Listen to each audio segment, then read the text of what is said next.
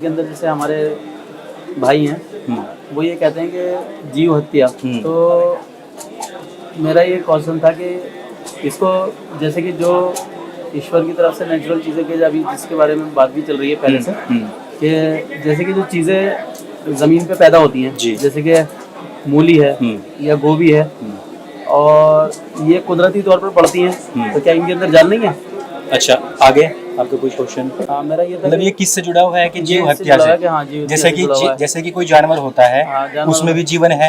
हाँ, और जो वनस्पति है उसमें भी जीवन है। जी। तो आप इनको मतलब कि अगर हम जीव नहीं खा सकते तो हम सब्जी कैसे खा सकते हैं? आपका क्वेश्चन ये है। ये जब हम जीव को मारने के लिए चलते हैं तो जीव क्या अपनी रक्षा के लिए भागता है अथवा वहीं खड़ा रह जाता है? मेरा ये क्रॉस क्वेश्चन है एक छोटा सा।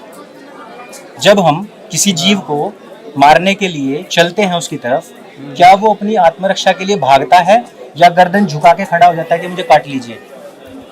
देखिए साहब, वो जो जिसके लिए ईश्वर की तरफ से ये है कि इसको तुम हलाल तरीके से और नहीं, मेरा अब नाम आप लेके, यहाँ ईश्वर, आप यहाँ ईश्वर की बात ना लाए ना। अब आपने कहा है कि जीवन है या नहीं। अब आप जो कर रहे हैं वो अपनी विचारधारा की बात कर रहे हैं। अभी इससे पहले जो स्टार्टिंग क्वेश्चन किया था वो सार्वभौमिक विषय पर था।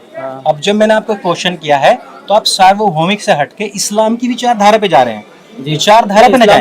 इंसानियत की बात नहीं, आपने कहा कि जो हलाल कहा गया है, हलाल जो कहा गया है वो कुरान में कहा गया है, अन्य ग्रंथों में इस विषय में जिक्र नहीं है। तो मेरा जो क्वेश्चन है वो बहुत सिंपल है।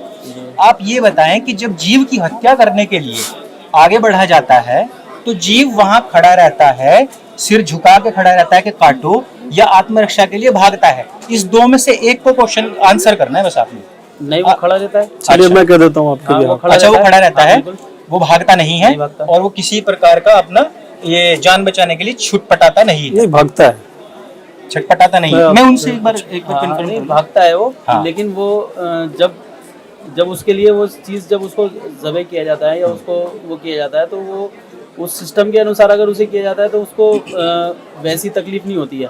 अगर उसको छटपटाता नहीं है। हाँ, नहीं, अगर देखिए ऐसा है, जो मैं ईश्वर की बात इसलिए कर रहा हूँ, इस्लाम की बात नहीं कर रहा। मैं एक बात वो कह रहा हूँ कि जो उसने इस प्रकृति पे, इस ज़मीन पे इंसानों के लिए जो चीज़ें बनाई है ना कि तुम इनको इस्तेमाल कर सकते हो, तुम इनको खा सकते हो, तो उन चीज़ों में उसने बताया कि ये चीज़ तुम अगर इस तरीके से करोगे तो वो कुरान की बात आ रही है। फिर वापस आप कुरान पे आ रहे हो। वो कुरान में कहा गया है, सार्वभौमिक विषय नहीं है। सार्वभौमिकता जो मैंने आपसे पूछी है वो सिर्फ ये पूछी है कि अगर आप जानवर को काटने के लिए, छोड़ो जानवर को छोड़ दीजिए, आपकी जो बात है पॉइंट है उसमें, पॉइंट है उसमें। हमने यहाँ पर बात रखी है, हमने इसको डिनाई किया है कि हमारे नेचर में ज्यादा सब्जियां खाना है, कदमूल दूध पीना है, और हमारे देश की ये हमारी पहचान नहीं है, हम घी दूध वाले लोग हैं। तो लेकिन इससे इंकार नहीं किया जा सकता कि इंसान के नेचर में, मतलब वो फितरत में संतुष्टि के लिए मांसाहार, देखिए, तो उसमें मीट नहीं है, इसको आप डिनाई नहीं कर सकते। धर्म शास्त्रों ने मना नहीं किया। आप मना करने वाला श्लोक दिखाए ना। मैं तो मना कर रहा हूं। आप तो मुझसे ज्यादा ज्ञान रखते होंगे हिंदू धर्म का, उसमें दिखाए कोई श्लोक ऐसा किसी धर्म शास्त्र में कि जिसमें मांसाहार मना किया गया हो। लाओ, दे देते हैं। अब फिर आप कहेंगे कि वो बीच में उठा दिया आपने। मैं मनुस्मृति देखते हैं। मनुस्मृति में आप मांसाहार का जो डिनायल है,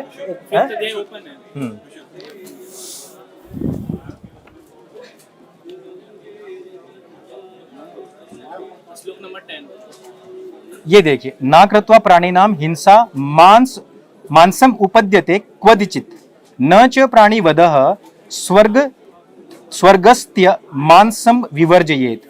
अब इसकी हम हिंदी पढ़ लेते हैं। प्राणियों की हिंसा किए बिना कभी मांस प्राप्त नहीं होता।